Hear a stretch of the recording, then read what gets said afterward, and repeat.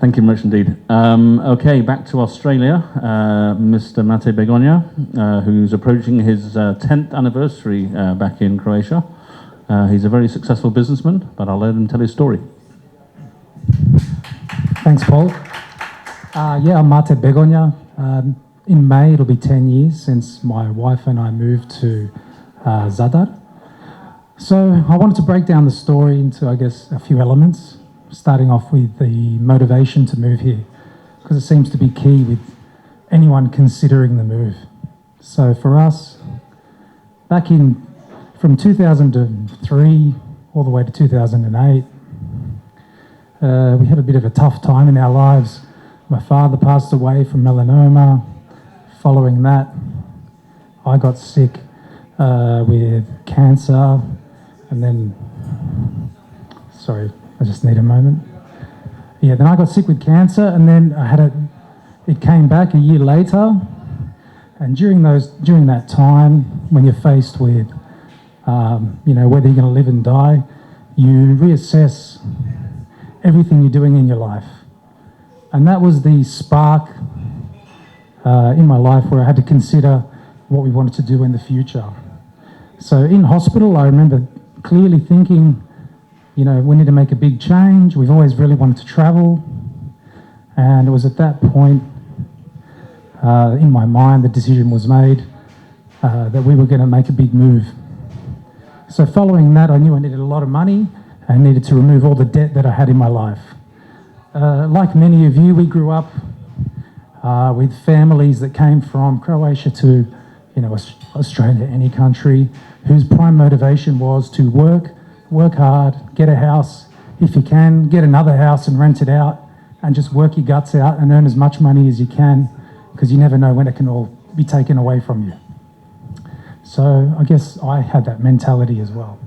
So at that time, I had the house we lived in, plus another investment property, good jobs, but basically we were just servicing mortgages and going out on Saturday nights. So after being ill, we realised no more of that, sold everything. I moved to Perth, got into the resources industry, because at that time oil and gas and mining was paying the most money. So I knew I could earn a significant amount of money in a short period of time.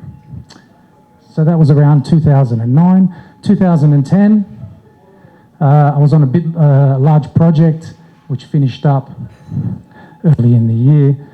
We saved a shitload of money, excuse the language. And then the plan was we'd base ourselves in Croatia and travel Europe, taking a year off work. So we did that. We arrived in early spring and we spent months and months in Croatia. Most of that during the tourist season, but a lot of it before and through autumn. And in between, travelling all around Europe. In that time, that's when we came to the conclusion that this was the lifestyle for us.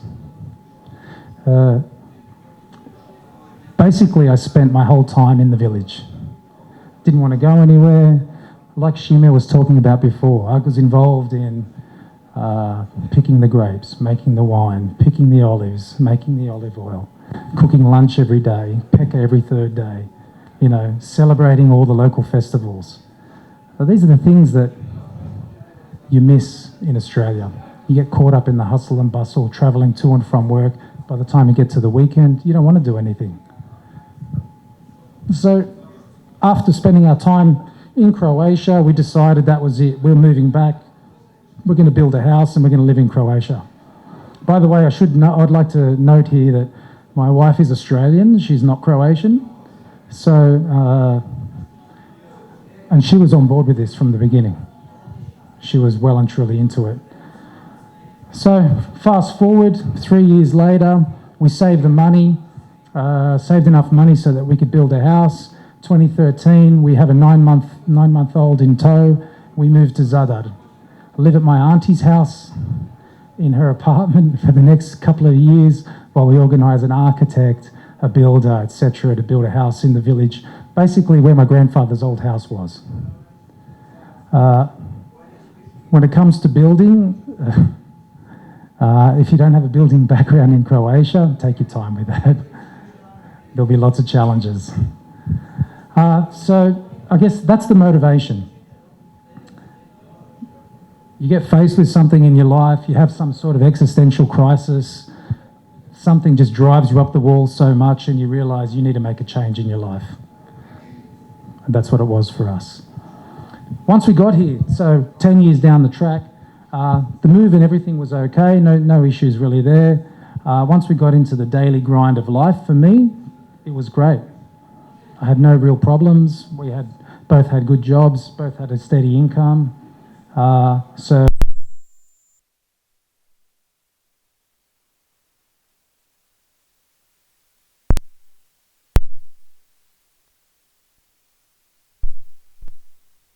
and forth 2 or 3 times, but I can say now, 10 years in, probably after year 4, she's all good now. This is home for her as well, and she really appreciates it. I want to touch on business in Croatia. So many diaspora, the major challenge that they're faced with is how they're going to make money if they move here and where they're going to earn money from.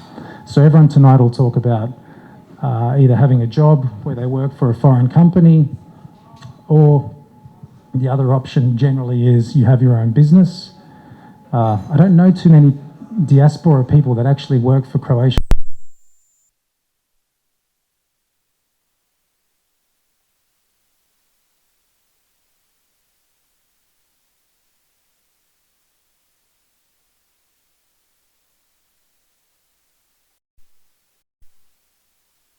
Understanding the laws and what it is you're going to do and the impact of those laws on your business.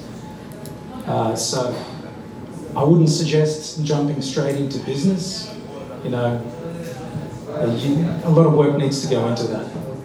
As far as opportunity goes, from my perspective, I think there is huge opportunity in Croatia at the moment. Just because of the current circumstances in the country.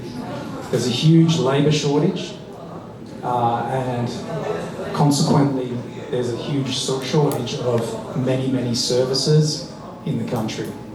So if you've got a niche, something you do, tradesman, whatever it might be, and you're thinking about a move here, I'd suggest that there's definitely an opportunity for you. Lastly, I just want to say, I agree with Sime and with Anna in relation to the amount of freedom you have while living here. I grew up in Sydney, I worked in Sydney, I worked for a large insurance broker in Sydney for 7 years, and then I moved to Perth, and then I worked for oil and gas companies. The jobs were great, lifestyle was great, but we just worked. We had relatively little free time. Since moving here, I cannot believe the amount of free time we have, the opportunity we have to do anything we want, whenever we want, the flexibility in everything. It makes for a wonderful lifestyle. I mean, just this month, we were in Bulgaria for a week. This week I'm going to Zagreb for the weekend for a wine festival. Last 2 weeks ago, we were in Zagreb with the kids for, I don't even know what, something, so we could eat some nice food on Glovo. You just make things happen, and you have the time to do them. So, with that said, I would encourage anyone who's thinking about the move to do it. At the end of the day, you can always just go back to where you came from. The risk is not that great. So if you're thinking about it, just do it. Thanks.